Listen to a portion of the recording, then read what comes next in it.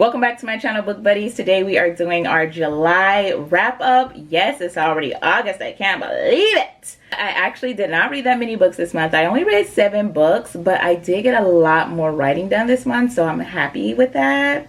So let's get right into the books that I read. So starting off, so I had to write down the books that I read.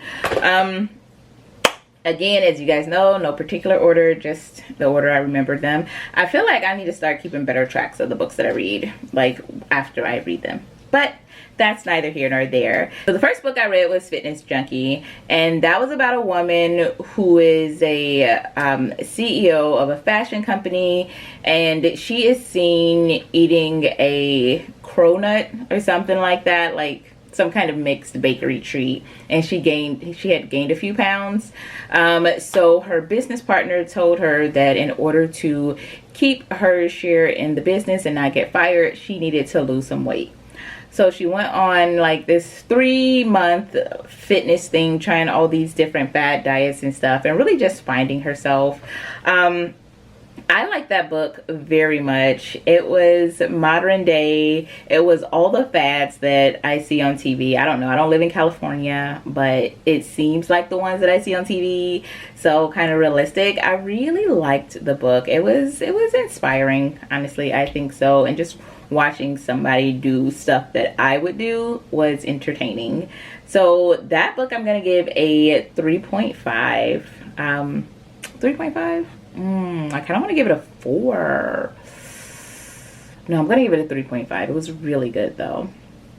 No, I'm going to give that one a 4. Okay, 4. I give it a 4, that's it. The next book I read is called Recipe for a Perfect Marriage. And that one has dual perspectives. It's a woman in the 1950s, and she's using a cookbook that her mother gave her.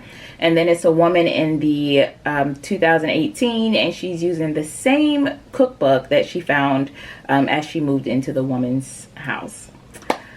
This book, it started off really good, really promising. The writing was amazing. The references were so good.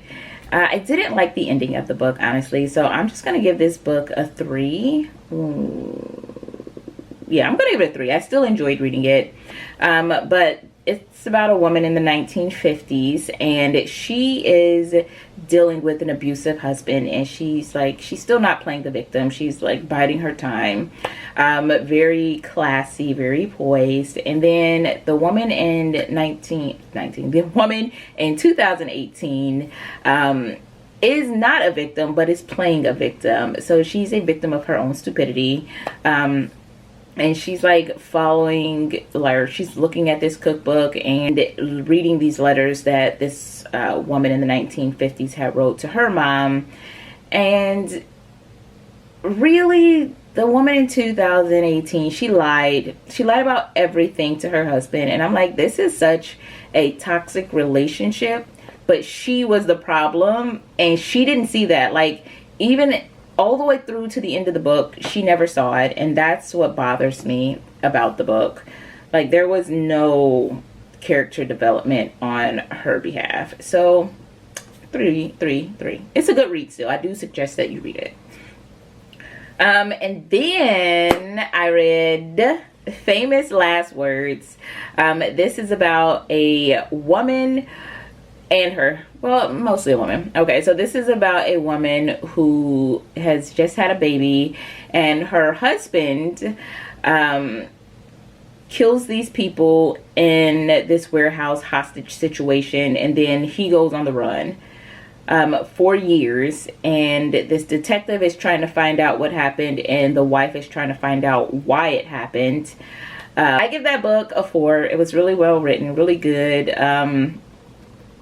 I feel like it was a twist that I didn't see coming. Like, it made sense, but I didn't see it coming. I feel like I should have, but I didn't. So that was a really good book. I read Midnight Sun, which, as you know, is Edward's version of Twilight. Obviously, I'm a Twilight fan. I give it a 4. Stephenie Meyer's writing from the first Twilight to Midnight Sun. Really, it was just elevated. She did a really good job with that book, and like I said, I gave it a 4. So the next book, I know I'm really getting through these because I'm trying to do a spoiler free this time. Last time I know I did add some spoilers, but this time no spoilers. So the next one I have is Nora Goes Off Script. And this is about a romance screenwriter. She writes movies for the Romance Channel, which is like Hallmark. So one of the guys that's playing a character in a screen that she wrote, she ends up falling for him. Like, they filmed the movie at her house and she ends up falling for him, and it's really super cute, super light, on par with Hallmark, and I loved it. I give it a 3.5, top notch. Ooh, and the last 2 books that I read, I had to do the last 2 because they're by the same author. Who is it? Abby Jimenez. I've never read her books because I heard she was a lot like Ali Hazelwood, but honestly, she's not at all. I feel like her writing's nothing like Ali's. So I read Say You'll Remember Me, and that was about a vet tech who falls for a marketing agent, and they spend the summer, it's long distance relationship, so they spend the summer going back and forth and falling in love. So that one was super cutesy. I actually give it a 4. Like, it was easy to read, the characters were relatable, and there was no point of the novel that Abby tried to drill into your head to make you sway one way or the other about the characters. So I really like that about the book. And then I also read Just for the Summer, and that was about a traveling nurse who fell for a software engineer, and she didn't live where he lived. Like, she didn't live in his state, but she went to visit his state, and they decided to date because they both had a curse where whenever they date somebody, the next person they date ends up marrying their soulmate. So they thought if they dated each other, they could cancel out the curse, but they end up falling for each other, and it was super cutesy. Characters, again, were super relatable. So I will say that I am now a Abby Jimenez fan. So I'll probably be reading another one of her books here soon. But that's actually all the books that I read this month. And that was, let's see, 1, 2, 3, 4, 5, 6, 7, 8 books. So I did not hit my 10 book goal. My goal was to read about 10 books a month. And as you can see, I didn't reach that goal this month. But I am very happy with the books that I did read. And they were all quality, actually. Like, I did not have a single book that I did not like this month. Did I miss a book? 1, 2, 3, 4, 5, 6, 7, 8. Okay, my bad. I completely missed a book.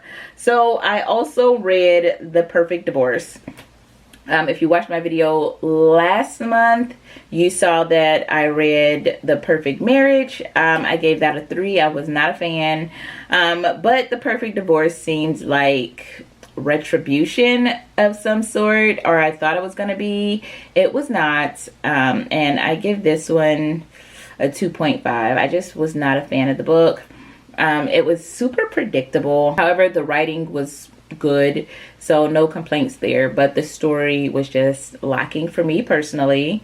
And it followed the main character again. So it follows the wife, who is the lawyer, and her new husband, who is also a lawyer, and they're pretty much going through a divorce, and they're just trying to one up each other in this divorce. And it was not well written. I mean, it was well written, but the plot was not, I don't know, well plotted. Like, I figured it out from the very beginning, and it was pretty much the same exact plot as the first book, which is why it was so easy to figure out. I was hoping for something more, something a little more in depth, but we didn't get that. So that's probably the only book this month that I'm going to give less than 3 stars. And again, it wasn't because of the writing, it was because of the plot. But I still enjoyed reading it and I did finish it. So again, there was not a single book this month that I felt like was terrible or that I would not recommend.